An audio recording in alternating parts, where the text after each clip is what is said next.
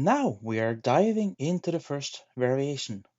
And to begin with, there are two options for what technique we can use with the bow, and that is either to do flying spiccato or the martelé variant, flying staccato, which I prefer since it produces more sound. I also recommend this technique in fursuit, since the bigger angle of the bowing arm slightly messes up the weight distribution.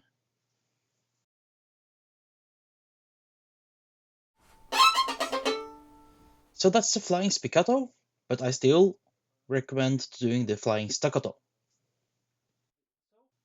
During this and the upcoming variations, we will have two problems every time. It's the right paw and it's the left paw. To make those problems easier to handle, I prefer to separate the issues. And in the end, it is somehow going to connect into this tiny brain and make it all happen together.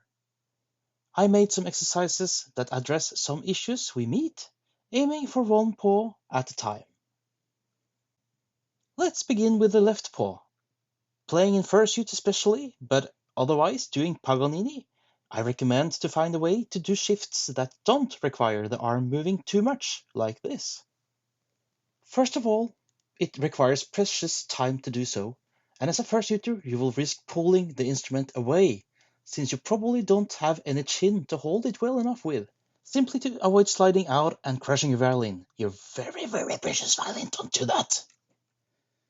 So, to achieve smoother shifts, we will do an exercise that helps making shifts, often named Paganini shifts. So it means shifting without doing the sliding arm, but actually climbing instead. Basically climbing around with the thumb that always has a grip. Stretching the claws to move around. For example, thumb first, then let the remaining fingers slide after. Do not move everything at the same time. Prepare the shifts earlier with stretching. It's a bit different and many will hate it. They will say, yeah, but then my intonation is up. Oh, sorry. But you'll find a way to solve and get used to it by kinetical memory. So the first rehearsal is this one. To make the shifts as smooth as possible by stretching the fingers.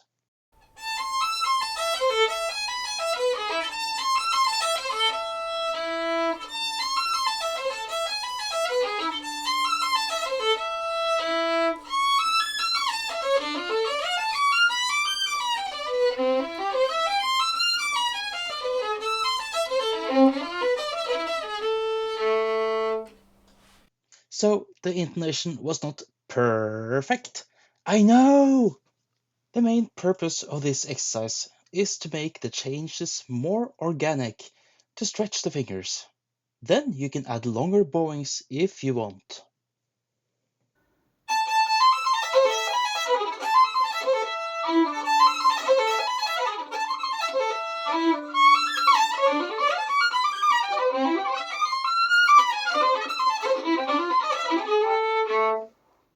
Something like that, aiming to get more relaxed in the left paw. Right now, I'm not focused on the sound quality on the right paw.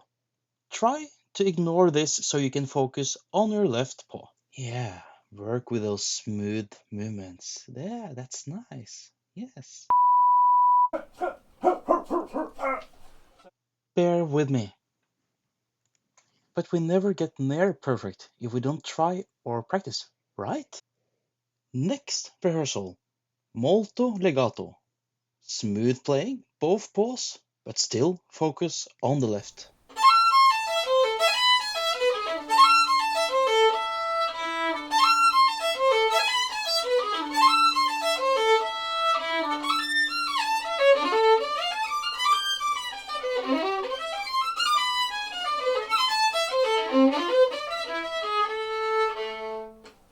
Another left paw exercise.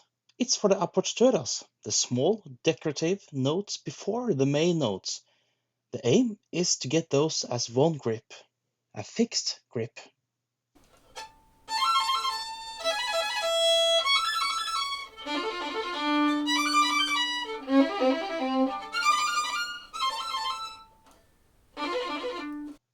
So we also need to do some exercises for the right paw as well.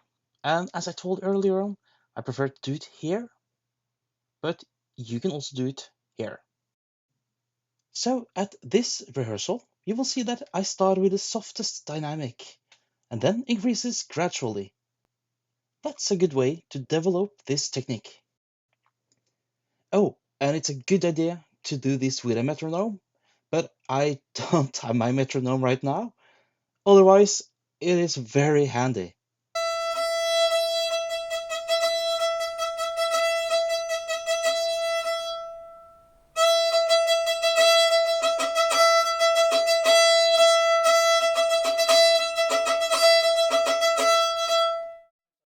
You can do the same exercise if you have chosen to play the flying staccatos as well.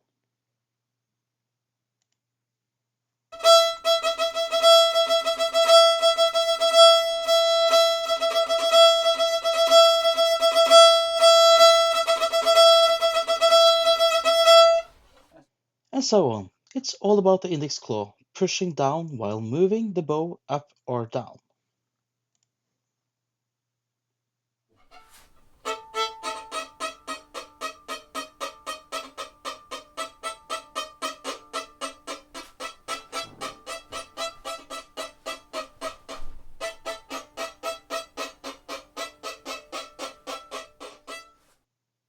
The next phase is to connect the right and left paws. So I made a rhythmic exercise.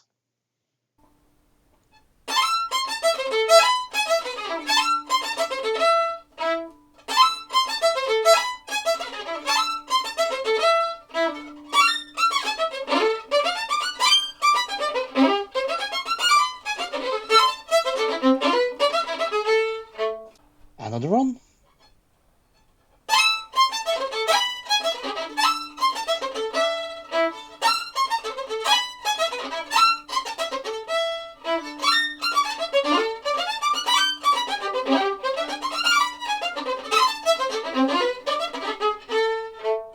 It's slightly ahead of the beat, instead of on as the previous one. These are some of my suggestions that could be handy, I hope. So try it out. Let me know what you think. Does it help? Is it any good? Comment. See you soon.